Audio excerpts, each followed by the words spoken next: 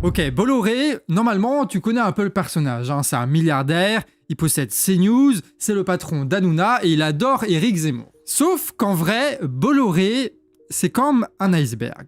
Il y a la partie visible de l'iceberg qu'on connaît tous, et puis il y a ce qui se cache dans les profondeurs. Alors aujourd'hui, on va s'intéresser à l'une des histoires secrètes de Bolloré qui est en train de faire de lui l'un des hommes les plus puissants du pays. Bonjour à tous et bienvenue sur Canard Réfractaire.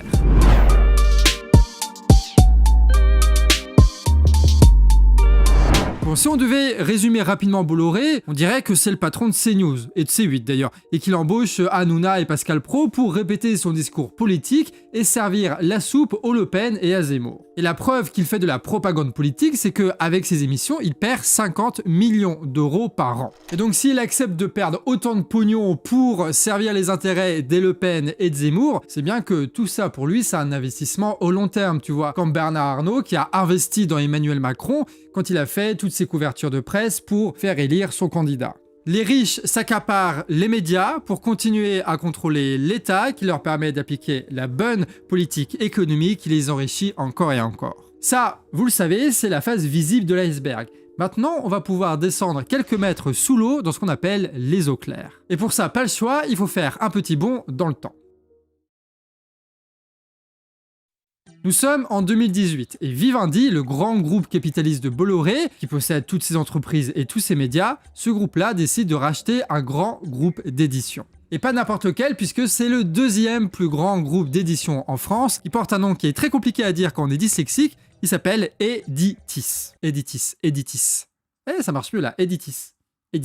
Alors de quoi on parle quand on parle d'un groupe d'édition ? En fait, c'est une structure qui regroupe plusieurs maisons d'édition de livres différents, mais sous la même enseigne, organisée par une même entreprise. Mais dans le cas d'Editis, il possède aussi un puissant groupe de diffusion et de distribution qui s'appelle Interforum. Ok, là on rentre vraiment dans la mécanique de comment fonctionne la production et l'économie du livre. Donc on va prendre un petit peu le temps de vous expliquer ce que c'est un réseau de diffusion et un réseau de distribution dans le monde du bouquin et pourquoi, surtout, ça donne tant de pouvoir à ceux qui possèdent ces réseaux. On va simplifier. Au début, tu as un auteur qui écrit un bouquin. La maison d'édition, ça va être l'entreprise qui est en lien avec l'auteur, qui conçoit les livres avec lui, qui rassemble les équipes, qui s'occupe de la mise en page, des corrections, de l'envoyer à l'imprimeur, d'organiser le marketing. Pour te donner un comparatif, c'est un peu le producteur du livre, hein, comme on en retrouve dans l'industrie du cinéma ou de la musique.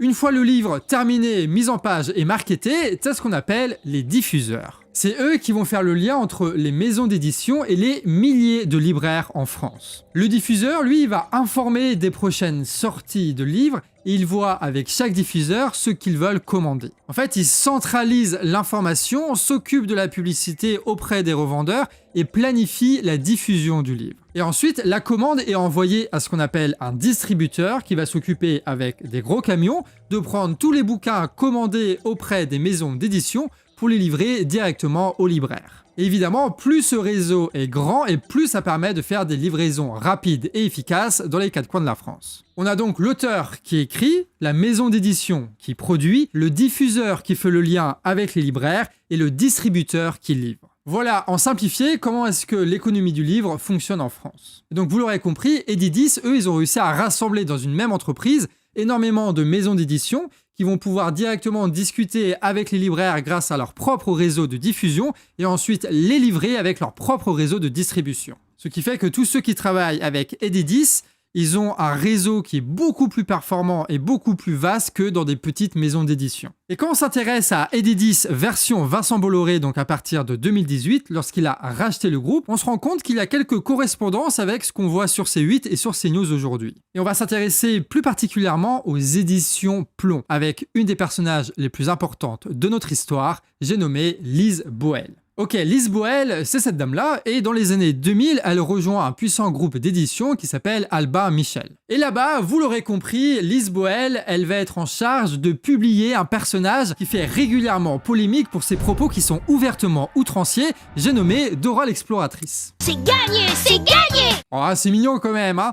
Petit détail aussi important dans l'histoire, c'est aussi l'éditrice d'Éric Zemmour et de Philippe de Villiers. Voilà.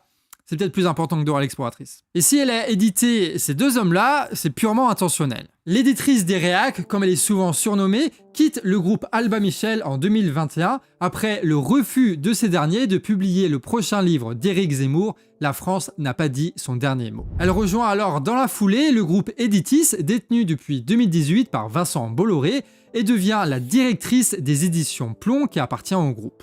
Et à partir de là, c'est vraiment le festival, avec Philippe de Villiers, Christine Kelly, tu sais, la meuf de CNews, là, Marc Menant et globalement toute la clique des chroniqueurs réguliers de la chaîne appartenant à Vincent Bolloré. Tous ceux-là sont édités au sein de la même maison d'édition. D'ailleurs, la gestion de Plomb, elle est parfaitement saine. Quand elle est arrivée, tu as 14 des 18 employés de l'entreprise qui quittent l'entreprise, voilà. Et un audit qui va qualifier ce début 2022 de management dysfonctionnel et nocif. En fait, à son arrivée, ils ont dégagé tous ceux qui voulaient pas travailler avec eux pour réellement faire des éditions Plomb, la maison d'édition politique de propagande de Vincent Bolloré. Dites-vous que durant l'année de son arrivée, il y avait un livre d'enquête sur Éric Zemmour qui devait sortir chez Plomb. Et celui-ci a été annulé car à ce moment-là, Zemmour était le poulain de Bolloré qui le propulsait partout dans les médias. Ça vous paraît être grave? Ça vous paraît être un manque de liberté? Eh bien soyez rassurés, c'est que le début.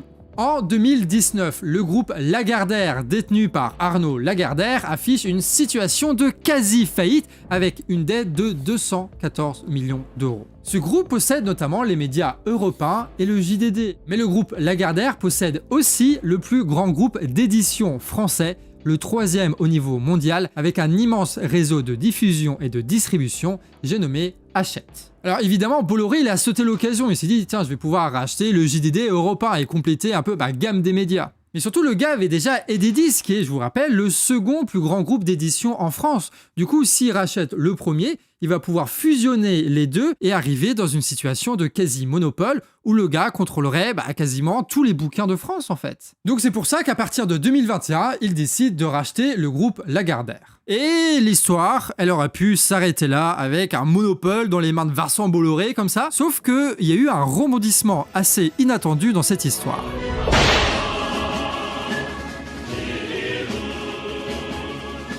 Ouais, il y a eu l'Union européenne. À l'échelle européenne, il y a ce qu'on appelle des lois antitrust qui contrôlent l'accaparement de toute une filiale par une même entreprise. Bolloré est convoqué et il passe alors devant des commissions européennes où il défend le fait de vouloir former un géant de l'édition français, notamment pour lutter contre Amazon. Sauf que l'Union européenne lui impose de vendre Ededis s'il veut racheter Hachette. L'Union européenne va aussi imposer à Bolloré une chose, c'est ce qu'on appelle un gel des transactions. C'est-à-dire que pendant toute la période de rachat, il n'a pas le droit d'ingérer dans le groupe Hachette. Tu vois, il n'a pas le droit de le diriger, il n'a pas le droit de virer des gens. Il ne peut théoriquement modifier aucune ligne éditoriale, ni virer ou embaucher personne. Donc tant que le dernier papier n'est pas signé, normalement, Bolloré, il reste bien sagement à regarder tout ça, et sachant que ce genre de rachat, ça dure évidemment des années.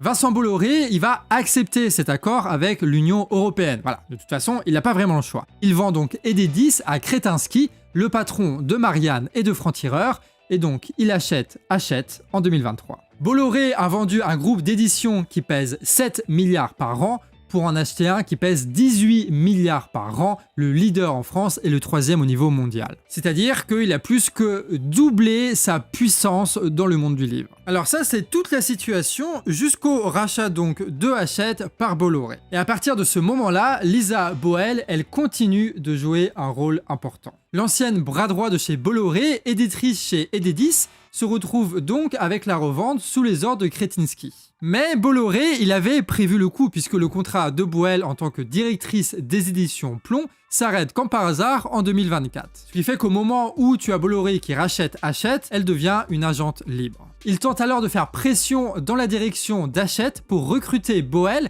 pour qu'elle prenne la tête de l'une des plus grandes maisons d'édition du groupe, j'ai nommé Fayard. Alors que théoriquement, on le rappelle, Bolloré n'est pas censé avoir le droit d'ingérer pour le moment dans les affaires d'Hachette. Mais tu vois, c'est comme avec l'Arcom, l'autorité de régulation de l'audiovisuel, il fout des amendes à Bolloré, lui il s'en fout, il continue de faire sa propagande. Sauf que le problème, c'est qu'il y a déjà quelqu'un à la tête de Fayard, et son nom c'est Isabelle Saporta, qui est très connue dans le monde de l'édition. Et elle est pas très d'accord avec Vincent Bolloré, elle est plus, tu vois, genre écolo-bourgeoise, pour te dire, c'est même la meuf de Yannick Jadot. Bref, elle refuse de laisser sa place. Commence alors une longue bataille politique et juridique qui finit par la victoire de Saporta. Boel, elle ne peut donc pas diriger la grande maison d'édition Fayard, et du coup, Bolloré, il lui a quand même préparé un petit lot de consolation. Boel va se retrouver à diriger une toute nouvelle maison d'édition de Hachette, nommée Mazarine. Une maison d'édition évidemment spécialisée dans la publication des bouquins proches de Zemmour, tu vois l'idée.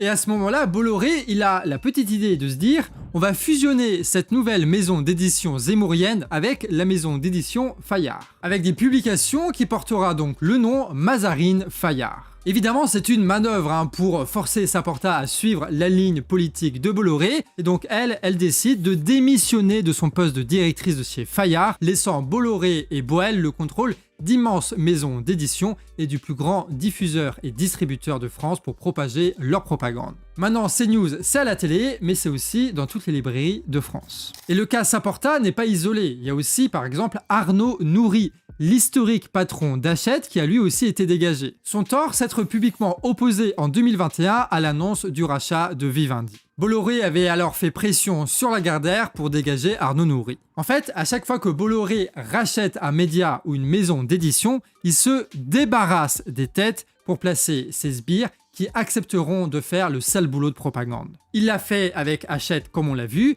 mais avant ça, il l'a fait avec iTélé, devenu CNews, et il l'a fait aussi avec le JDD. Donc retenez bien que Bolloré, il n'a pas juste racheté des médias et le plus grand groupe d'édition français. Non, il a pris le contrôle de ces médias et il a pris le contrôle du plus grand groupe d'édition en France. En fait, Bolloré est en train de construire probablement le plus grand empire de propagande de France aujourd'hui. Mais comme vous allez voir, ce n'est pas encore terminé, ça va plus loin que ça. Rappelez-vous, on a fait la partie visible de l'iceberg, on a plongé un petit peu dans les eaux claires, et maintenant on va direction les eaux profondes. Ok, Bolloré n'a pas que construit un empire de propagande, il a construit en réalité tout un écosystème. Quand Zemmour écrira son prochain bouquin, il sera édité et distribué par le plus grand groupe d'édition en France, donc Hachette, il se retrouvera dans quasi toutes les librairies. Et tu auras en boucle sur le JDD, sur CNews, sur C8 et sur Europe 1, des interviews, des émissions pour faire la promotion en permanence de ce bouquin-là. Au point où des gens qui mataient juste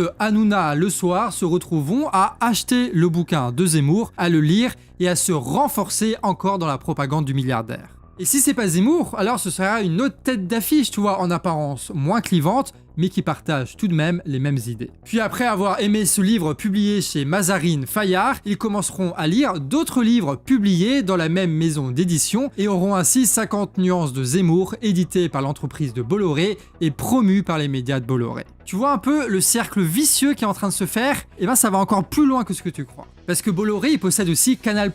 Il suffira donc de demander au producteur de lancer une série sur un bouquin distribué par Bolloré pour augmenter sa vente, le tout diffusé et promu par les médias de Bolloré. Il faut savoir aussi que Bolloré, il a racheté Lagardère Live Entertainment, qui est une des plus grandes entreprises de gestion de spectacles en France, et avec toutes les salles qui vont avec, tu vois. Le gars possède même plus d'un quart des actions d'Universal Music, qui est le plus grand label de musique au monde. Et aujourd'hui, Bolloré possède même les relais, tu sais, ces sympathiques petites boutiques qui sont dans nos petites gares françaises. Et ben, ça appartient à Bolloré, et donc il va pouvoir mettre en avant son JDD, son Zemmour et tout ce qui lui appartient. Ouais, à partir de cette vidéo, tu regarderas le relais de manière un petit peu différente. Donc, il contrôle une partie des médias, une grosse partie de l'édition française, mais aussi de la musique, du cinéma et du spectacle. Un écosystème qui se nourrit les uns les autres pour générer aussi du profit. D'où le fait que Bolloré se foute que CNews lui fasse perdre de l'argent parce qu'en fait, c'est sa vitrine, c'est son agence de publicité, c'est sa garantie de vendre des livres, des spectacles et des films. Tous ces secteurs qui se nourrissent les uns les autres dans un cercle fermé, bien huilé pour faire monter le RN et Zemmour au profit des petits intérêts de Bolloré qui rêve de mettre la main sur la machine d'État pour enrichir son autre empire industriel cette fois. Tu sais, son empire industriel qui est en déclin en Afrique et qui aurait bien besoin d'une collaboration de l'État pour régénérer des profits. Moi, je suis allé pour la première fois en Afrique il y a une quarantaine d'années et je suis tout de suite tombé afro-optimiste par rapport à ce continent. Étant afro-optimiste, nous avons construit là-bas beaucoup de choses. J'explique pourquoi, comment c'est arrivé. Nous avons construit des maillages qui ont permis aux nourritures d'arriver, aux biens d'arriver, etc. Ouais, dit comme ça commence un petit peu à faire flipper. Et dis-toi qu'il y a pire. Il est temps maintenant de descendre jusqu'aux abysses. Hachette, ils ne font pas que des livres. Ils possèdent aussi Larousse qui fait des dictionnaires et ils font aussi des manuels. Tu sais, les manuels pour les écoles. Hachette Éducation et Hatier sont 2 des 6 plus gros éditeurs de manuels scolaires en France. Ils appartiennent au groupe Hachette. Alors on peut se dire que les programmes scolaires ils dépendent de l'éducation nationale, hein. C'est pas Bolloré qui écrit ce qu'il veut, mais en même temps il y a quand même des interprétations, des mises en page qui peuvent être faites pour mettre en avant des idées comme celle du roman national, tu vois, chose à laquelle adhère Bolloré comme l'intégralité des gens qui sont sur ces plateaux télé. Tu sais, avec cette histoire de l'histoire est faite par les grands hommes, il faut retenir les grandes dates et c'est ça en fait qui fait avancer la société, etc., etc. D'ailleurs là je vous dis que Bolloré est d'accord avec ça, que les Zemmouriens sont d'accord avec ça, que Hanouna est d'accord avec ça, mais vous savez qui d'autre est d'accord avec ça ? Emmanuel Macron. Je veux que nous refondions le programme. L'histoire doit être enseignée chronologiquement. On a une génération, même plusieurs, qui ont malheureusement un peu perdu leur repère à cause du pédagogisme. Et ça, il l'a déclaré le 24 août 2023. Des points d'accord évidents entre notre cher président bien-aimé et notre milliardaire Bolloré. D'autant que ce sera dans la continuité de ce qui a été amorcé avec le gouvernement d'Emmanuel Macron. La création du SNU comme du service civique où l'on apprend à dresser nos gosses, ou encore la volonté de l'uniforme à l'école, mesure qui coûte plusieurs milliards, des milliards qui pourraient être investis plutôt dans des professeurs ou pour réparer les écoles ou pour le chauffage en hiver, mais non, l'uniforme c'est plus important. Et à votre avis, avec tonton Bolloré comme éditeur et des profs qui votent de plus en plus Macron et RN, ça va donner quoi l'éducation politique et civique des jeunes dans les années à venir ? En fait, Bolloré, lui, il voit au long terme. Ce qu'il veut, c'est pas juste rassembler les droits d'un point de vue électoral, tu vois. Il veut aussi produire l'électorat de droite pour les années à venir. Au passage, cette prise de pouvoir de Bolloré dans le monde de l'édition pose beaucoup de problèmes dans le monde du livre. En fait, la concentration du capital dans le monde du livre, ça crée d'immenses entreprises qui sont pas vraiment concurrencées par des plus petites, tu vois. Donc en fait, ça pousse ces grandes entreprises simplement à éditer et rééditer les mêmes bouquins, ou alors à filer d'immenses contrats à des écrivains célèbres pour leur assurer des revenus. Je veux dire, pourquoi prendre le risque d'éditer des livres inconnus qui peuvent ne pas se vendre du tout, quoi, de perdre de l'argent dans des investissements qui sont pas sûrs. Dans le monde du livre, on appelle ça la best-sérialisation du livre. Le fait de vouloir sortir uniquement que des best-sellers, et en vrai, on parle pas dans le vide, hein, parce que c'est ce qui se passe aux États-Unis, par exemple. Alors il y a toujours des maisons d'édition qui sont indépendantes et qui peuvent éditer eux-mêmes leurs livres. Et même des livres de niche avec des mangas dont personne ne connaît, tu vois, eux ils peuvent le faire. C'est vrai, mais il faut vendre ces bouquins-là. Et pour vendre ces bouquins-là, il faut les envoyer en librairie partout en France. Et certains arrivent de façon indépendante à distribuer leurs livres. Mais en réalité, c'est compliqué. Déjà, les bouquins, ils arrivent quasiment sans marketing, il n'y a pas de communication dessus, ils arrivent en retard en général. Et quand on passe commande à la librairie, il faut attendre parfois 2 semaines pour que le livre arrive. Parfois, c'est même 1 mois et demi, hein, contre 2 jours quand ça passe par Hachette. Après, les maisons d'édition indépendantes, elles peuvent aussi signer un contrat avec Hachette pour que ce gros groupe-là distribue dans toutes les librairies les livres qu'ils produisent. C'est le seul moyen possible qu'ils ont s'ils ne veulent pas avoir la concurrence de Hachette c'est en 2 jours et eux c'est en 1 mois et demi, tu vois. Et grâce à cette concurrence qu'impose Hachette, ils arrivent à pousser les maisons d'édition indépendantes à passer par eux, ce qui permet à Bolloré de contrôler le monde du livre au-delà de ses propres propriétés. Alors après, les libraires, ils sont indépendants, ils peuvent commander ou non les bouquins de Zemmour. Et c'est vrai, avec la politique du livre unique, tu sais, t'as beaucoup de petites librairies qui font autant de marge que les grosses, et du coup, ils peuvent prospérer. C'est pour ça que tu as partout en France des libraires indépendantes qui peuvent choisir ce qu'ils mettent sur leur vitrine, tu vois. Avoir autant de libraires, c'est d'ailleurs un des rares bons héritages de l'époque du Mitterrand. Mais ces libraires, ils sont indépendants sur le papier, parce qu'en vrai, ils sont totalement dépendants des diffuseurs. Donc là, concrètement, ils peuvent pas du tout se passer d'Hachette. Hein. Rappelle-toi, c'est plus de la moitié des bouquins qu'ils ont en rayon qui viennent de là-bas. Et surtout, les libraires, s'ils vendent pas les bouquins de Zemmour, ça va être une perte massive de pognon. Ça compte ça aussi dans le calcul. Et en vrai, globalement, ce qu'on voit, c'est que les libraires, ils ont mis Zemmour sur les étagères, parce que Zemmour, il fait énormément de ventes dans les librairies. Donc en fait, ils le vendent. Alors peut-être que certains vont mettre Zemmour au fond de la librairie, mais sans mouvement de contestation organisé, ça n'ira pas plus loin. Pour conclure, ce qu'il ne faut jamais oublier, c'est que Bolloré est un militant extrêmement riche et extrêmement puissant. Il possède aujourd'hui un immense empire de propagande et il s'en sert. Et dans un sens, le résultat du RN aux législatives, c'est avant tout sa réussite à lui, à Bolloré. C'est lui qui a diffusé les thèmes, les idées et le discours du Rassemblement national et de Zemmour en permanence dans ses télés, dans ses radios, dans ses journaux et dans ses livres. Il arrive à transformer la société, à changer nos idées, à nous rendre captifs de cette manipulation de masse organisée de façon industrielle. Ce qu'il faut comprendre, c'est que le pouvoir, ce n'est pas que le président de la République ou l'Assemblée nationale. Bolloré, parce qu'il possède des médias, parce qu'il possède des maisons d'édition, des labels, il arrive à influencer une grande partie de notre société. Bolloré est un homme de pouvoir. Il a un pouvoir économique et il a un pouvoir médiatique. C'est un militant qui a organisé le travail de milliers de personnes pour nous convaincre, pour nous enfoncer des idées au marteau dans notre crâne et qu'on finisse par voter pour ses poulains. Et regardez ce que Macron, le poulain de Bernard Arnault, a réussi à accomplir. Il a fait de son financeur l'homme le plus riche du monde. Bolloré, lui, s'il s'accapare le pouvoir d'État, va orienter les administrations françaises pour développer ces autres entreprises qui sont liées à l'industrie légère, automobile ou encore à son impérialisme en Afrique. C'est de cette façon que la bourgeoisie arrive à accumuler du pouvoir en accumulant des propriétés et de l'influence. Et bien sûr, ça aussi il faut le répéter, on n'a pas besoin de Bolloré pour gérer nos maisons d'édition ou nos médias. Si on prend les bouquins, on peut très bien imaginer un système démocratique où les libraires organisent eux-mêmes la diffusion des bouquins en fonction de leur choix,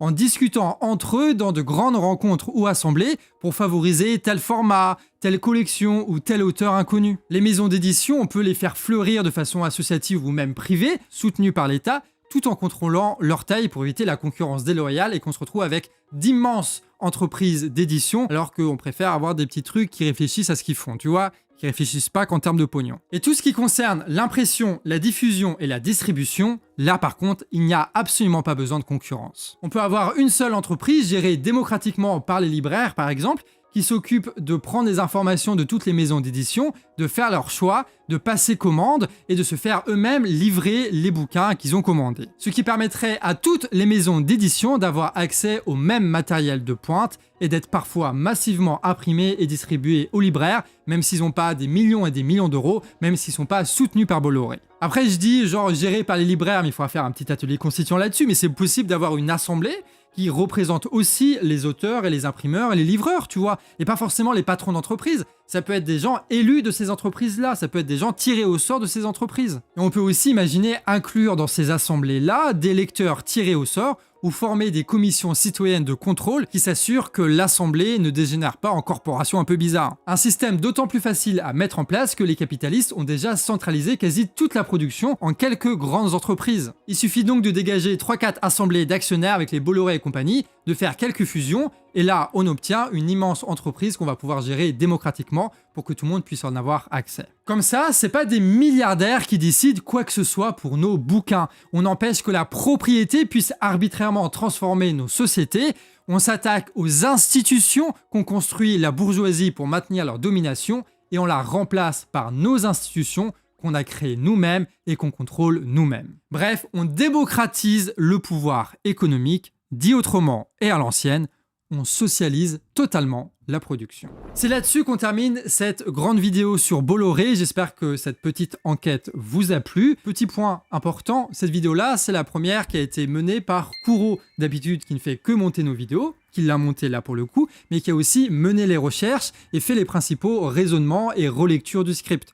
Donc voilà, si vous voulez féliciter Kuro, mettez ça en commentaire, c'est la première vidéo qu'elle réalise pour le canard. Et franchement, c'est pas mal, hein. Je sais pas ce que t'en penses, mais c'est pas mal. Et pour soutenir notre média indépendant pour qu'on puisse continuer notre travail, tu peux faire un don régulier via Tipeee. C'est grâce à ce financement-là qu'on arrive à travailler jour après jour et de proposer ce genre de contenu gratuitement. Merci donc à tous ceux qui nous soutiennent sur Tipeee, par chèque, par virement, par PayPal. C'est grâce à vous qu'on tient et on se retrouve pour de prochaines vidéos. Des bisous et à la prochaine.